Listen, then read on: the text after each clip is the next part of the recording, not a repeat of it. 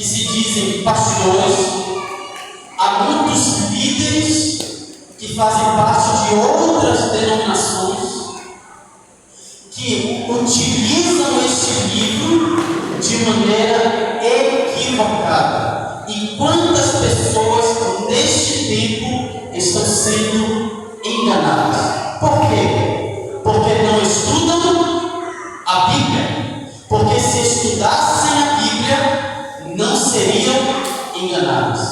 É por isso que Maria e o nosso querido Arthur, vocês estão aqui para estudar a palavra de Deus, porque, como diz a Sagrada Escritura, conhecereis a verdade, e a verdade vos libertará. Só a palavra de Deus tem o poder de nos libertar da nossa ignorância.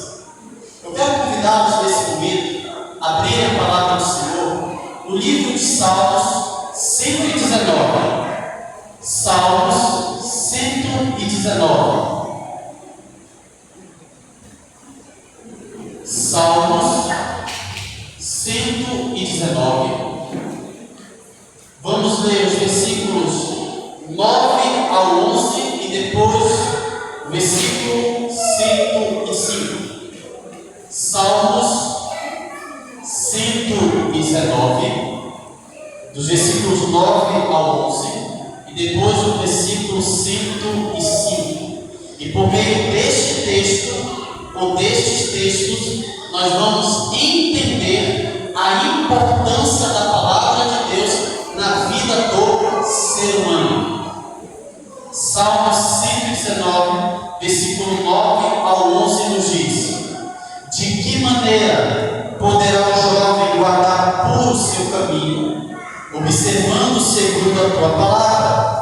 De todo o coração te busquei, não deixes que eu me desvie dos teus mandamentos.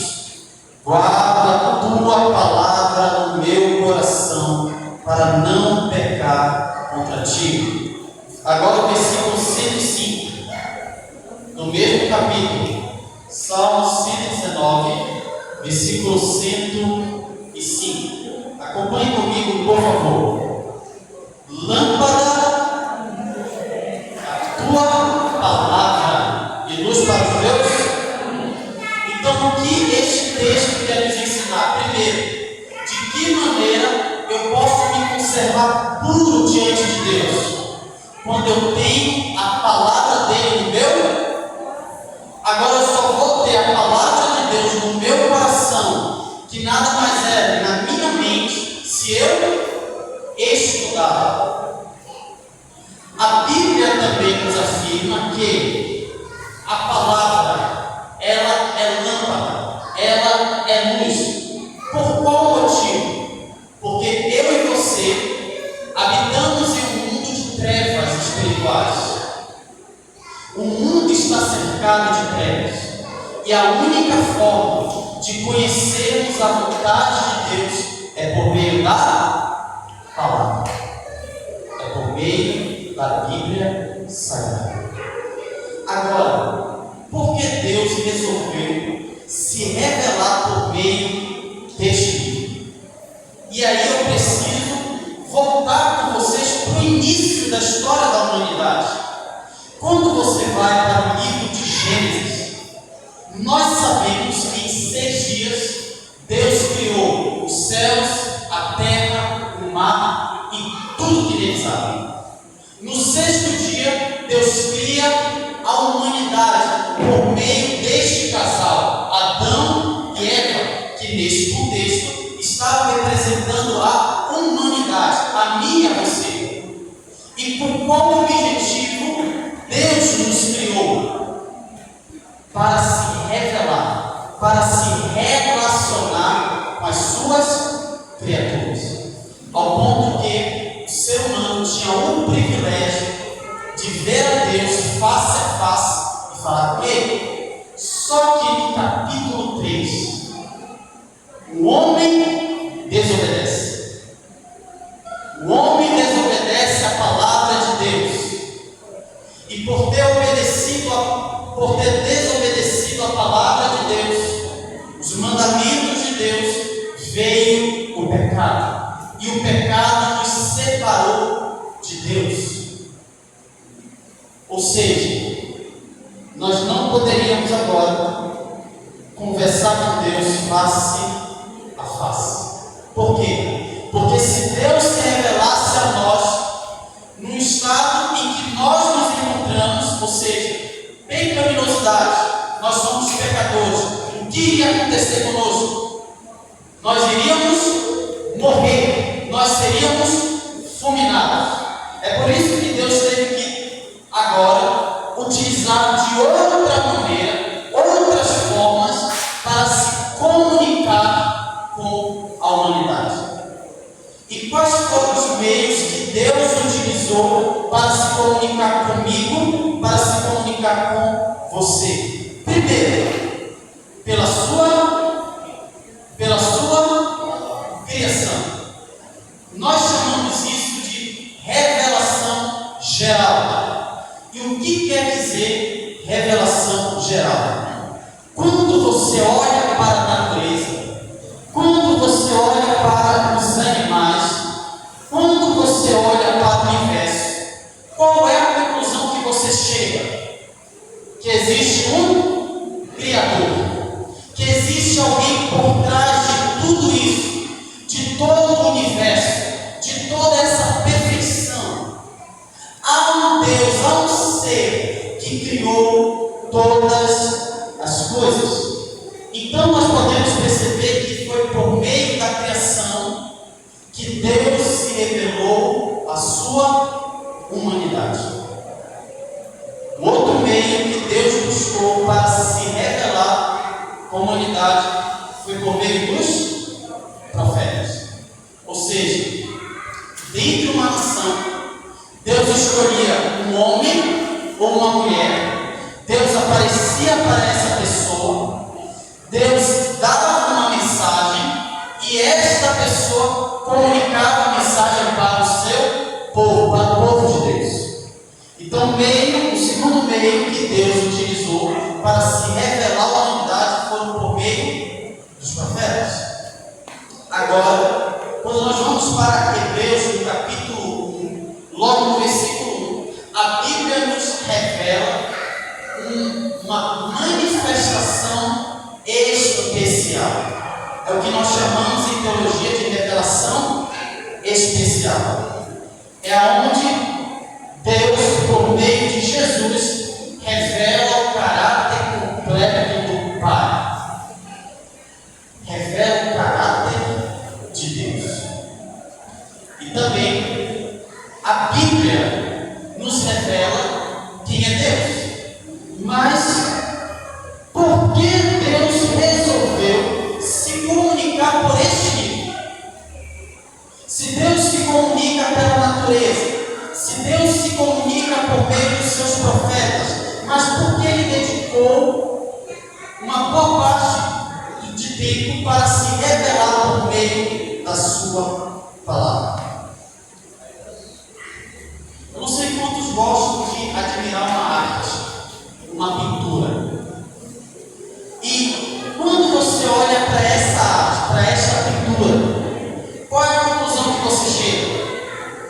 Que por trás dessa pintura existe um pintor. Alguém que escolheu o tipo de figura que ele iria fazer, as cores, os detalhes. Mas eu lhe faço uma pergunta. Quem pintou esse quadro aqui? Você sabe diagnosticar? Você sabe identificar o pintor? O que você sabe é que por trás deste quadro existe um pintor. Mas quem é este pintor? Pasme. Hitler foi o responsável por pintar este quadro aqui. Um homem que matou mais de 6 milhões de judeus tirava tempo para fazer esse tipo de pintura.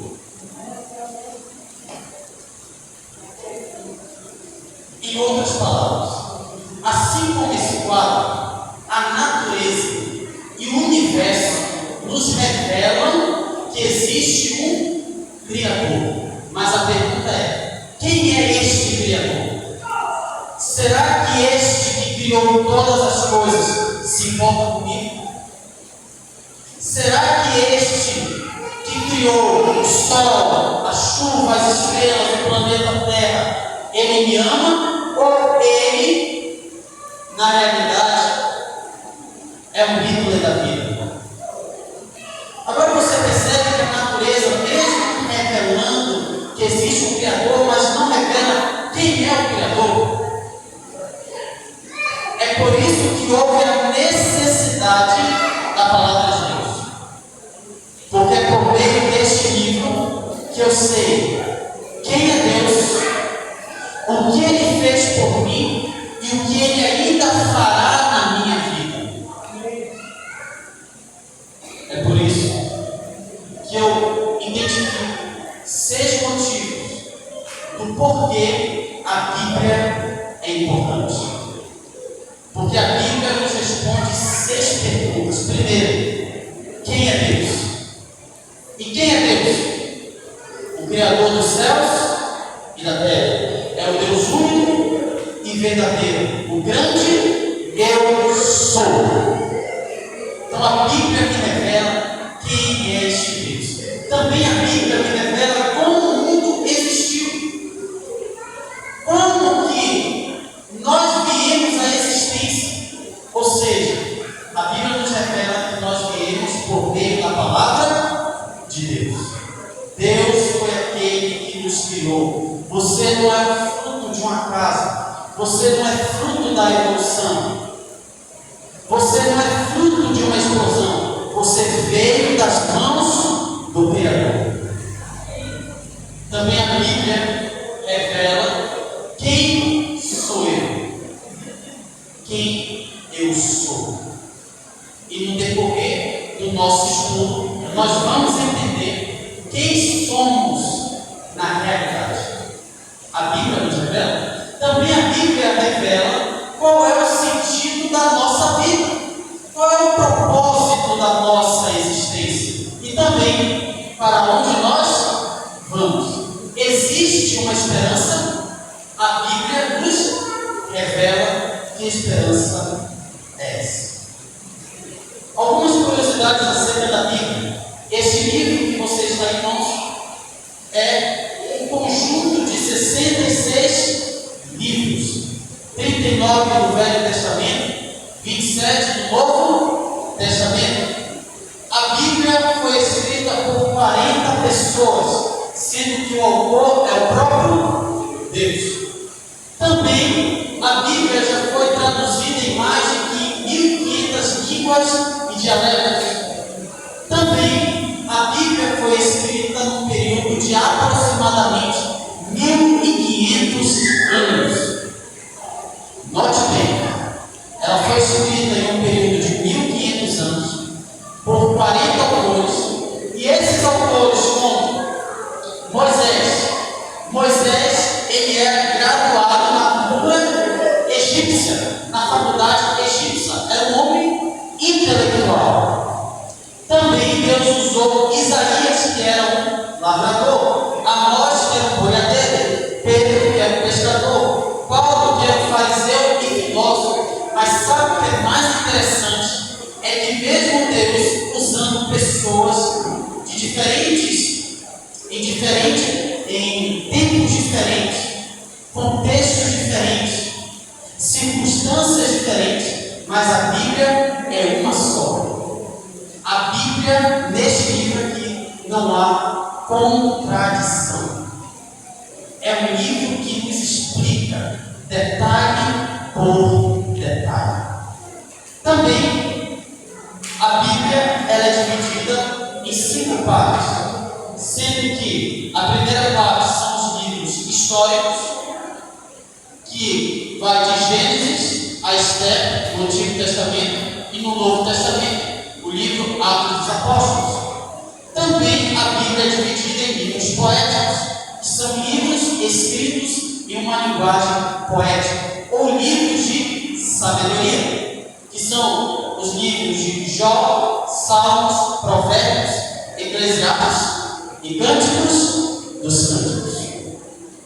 Também a Bíblia é dividida em livros proféticos, que têm um teor profético, como no Antigo Testamento. Nós temos os livros de Isaías a Malaquias, e já no Novo Testamento, o livro do Apocalipse. Sendo que de todos os livros proféticos, há dois destinados para o nosso tempo. Há dois livros destinados para o nosso tempo. Que livros são esses? Daniel e Apocalipse. Mas também a Bíblia é dividida em evangelhos, que são Mateus, Marcos, Lucas e João, que narram a vida, obra e ministério, morte e ressurreição de Jesus Cristo, e também as cartas, que começam no livro de Romanos e vai até o livro de Judas. E quais são os nomes que este livro recebe?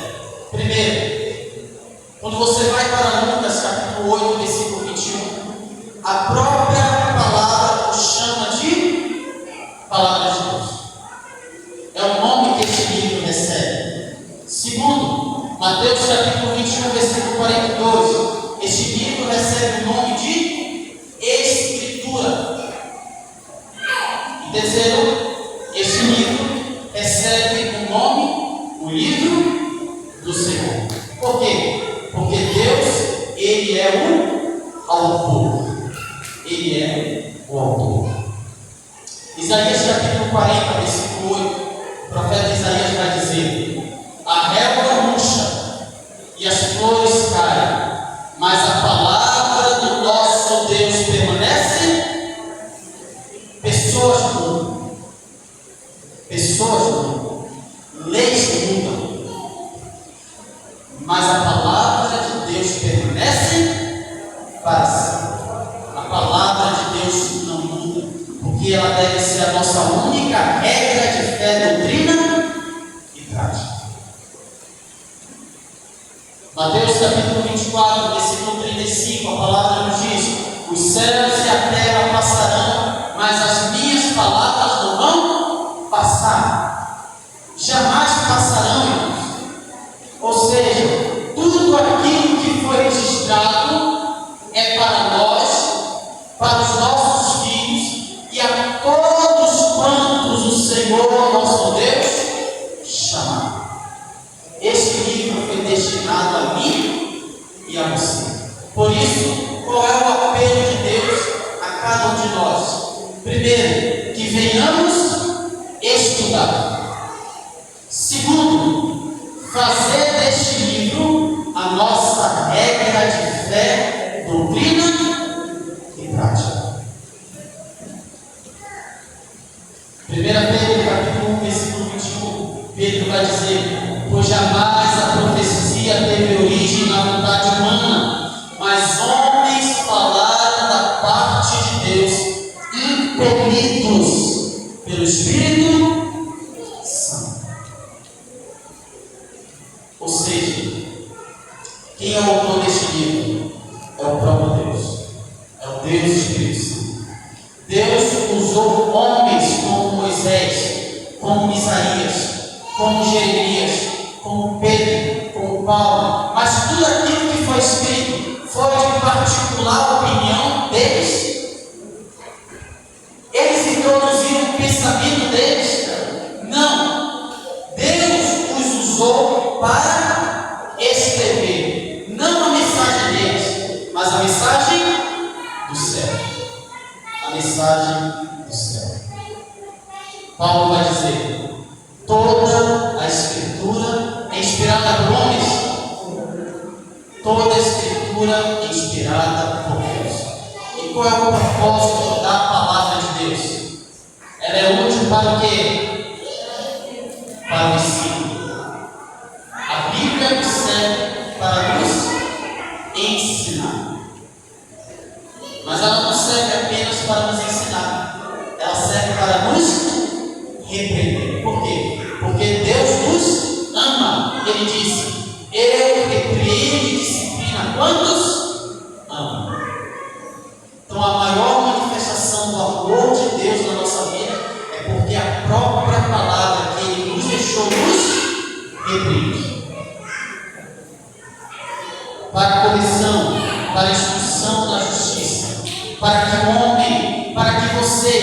seja apto e plenamente preparado para toda boa obra. Esse é o objetivo da palavra de Deus.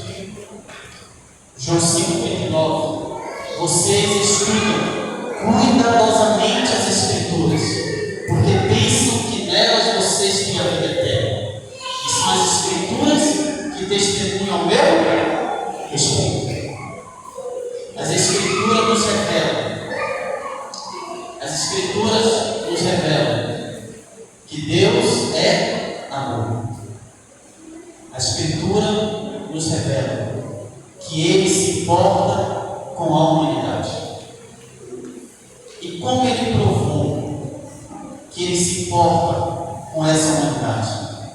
A Bíblia nos diz em João 3,16: porque Deus amou o mundo de tal maneira que deu seu Filho unigênito, para que todo que nele crê não pereça, mas tenha vida. Nosso Deus não é um Deus masoquista, sádico. Nosso Deus não é um Deus mau. Nosso Deus é um Deus. E como eu chego a essa conclusão? Porque Ele nos deixou a Sua palavra. E a Sua palavra nos revela que Ele é amor. Louvado seja o nome do Senhor.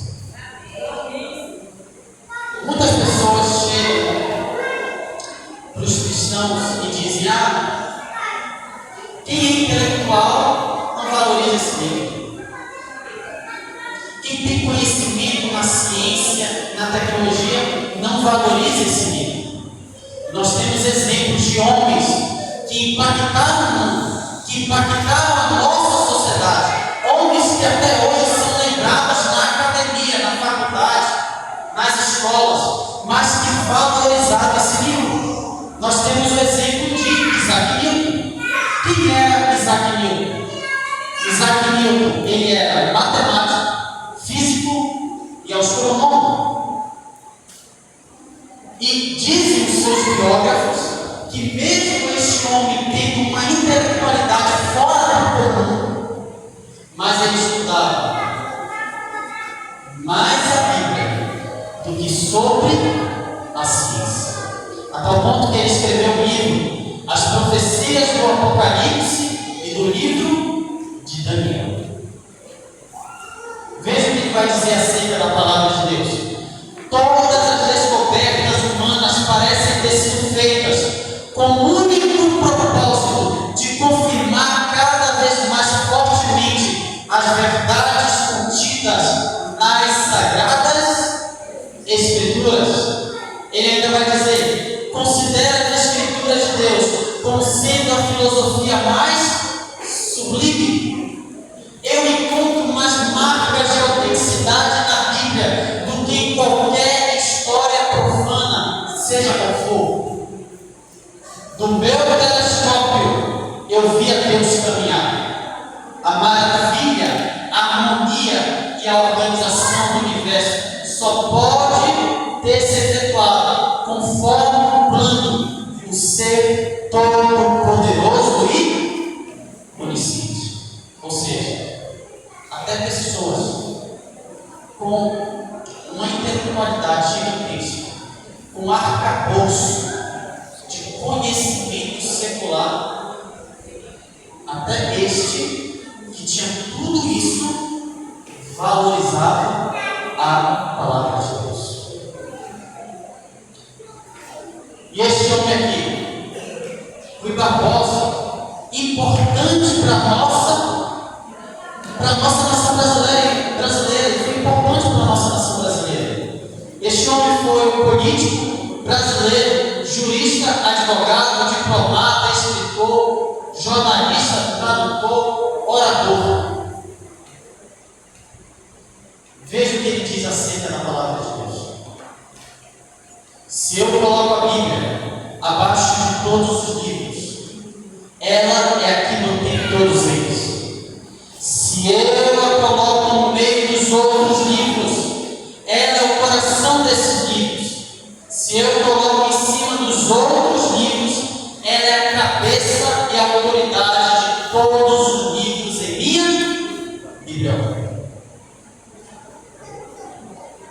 esses homens valorizaram a palavra de Deus, nós precisamos valorizar ainda mais. Eu quero encerrar lendo o texto com vocês. Lucas, capítulo 11, versículo 28. Palavras de Jesus. Ele respondeu: antes, felizes são aqueles que ouvem a palavra de Deus e fazem o quê? Obedecem. Não basta apenas eu ouvir a palavra. Eu preciso obedecer. Eu preciso ser praticante da palavra. Quantos nesta noite querem se comprometer a serem estudantes da palavra e fazer deste livro como a nossa única regra de fé, como a sua única regra de fé, doutrina e prática? Quantos querem nesta noite fazer este compromisso? Amém? Amém. Vamos colocar de pé, vamos fazer uma oração, vamos agradecer a Deus, porque Ele escolheu se revelar por meio da sua palavra.